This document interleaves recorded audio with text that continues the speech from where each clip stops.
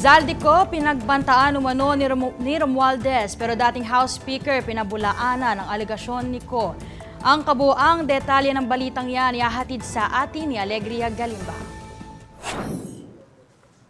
Pinagbantaan umano ni dating House Speaker Martin Romualdez si dating Ako Bicol Party List Representative Zaldico na delikado kapag umuwi siya ng bansa at magsalita sa kasagsaga ng issue ng flood control project scam. Sa inilabas na huling bahagi ng kanyang video statement, sinabi ni Ko na March 2025 pa lamang ay nagpaparinig na sa kanya si Romualdez. March 2025 pa lang, si Speaker ay nagpaparinig na sa akin sa aming meeting that he will shoot me if I will talk. At pagkatapos niyang sabihin sa akin in a phone call na don't come home, we will take care of you, tumawag ulit si Speaker Martin at sinabihan niya ako na pag umuwi ako will be dangerous. Kasi they might hire someone to do a rub out on me or hire the police to kill me while in jail. Dahil dito, hinamon ni Ko si Ombudsman Jesus Crispin Remulla na imbestigahan ng dating House Speaker at si Pangulong Ferdinand Marcos Jr. kapag naglabas siya ng ebidensya laban sa mga ito. Pinaiimbestigahan din ng dating kongresista sa Senado ang 100 billion pesos budget insertion na umano'y ipinag-utos ng Pangulo. Nananawagan din po ako sa Senado na imbestigahan ang 100 billion insertion ni Presidente. Alam ko po na hindi gagawin ni Ombudsman Remulla ang hamon ko. Pero magaling ang Senado sa investigasyon at ako ay naniniwala na dahil sa kanila, lalabas ang katotohanan.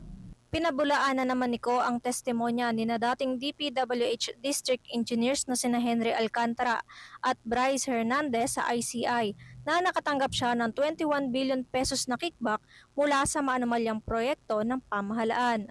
Ang DPWH boys, ang sinasabi nilang halaga sa ICI ay 21 billion. Hindi po totoo yan. Ang totoong numero ay 56 billion pesos at yung pong halaga na yan ay kay Pangulong Bongbong Marcos at Martin Romualdez na punta lahat. Ilalabas ko po ang buong detalye sa darating na mga araw. Samantala, nanindigan si Romualdez na malinis ang kanyang konsensya at iginiit na walang sinumang opisyal, kontratista o witness na makapagtuturo ng anumang pagkakamali sa kanyang panig.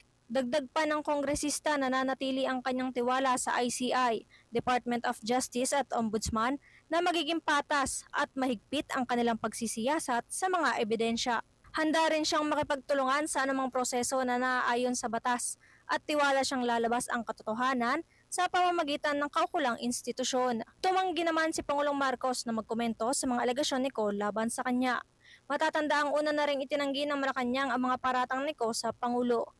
Ayon kay PCO Acting Secretary Dave Gomez, walang matibay na basihan at puro sabi-sabi lamang ang mga akusasyon ng dating kongresista. Let us not forget, President Marcos Jr. himself exposed all these flood control anomalies and has taken numerous steps since to ensure that the guilty are brought to justice, the stolen wealth recovered, and the system is fixed to avoid any of this from happening again.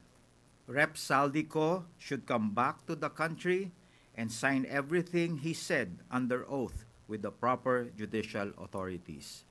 Para sa D8 TV News, Alegria Galimba, diretso sa punto, walang paligoy-ligoy.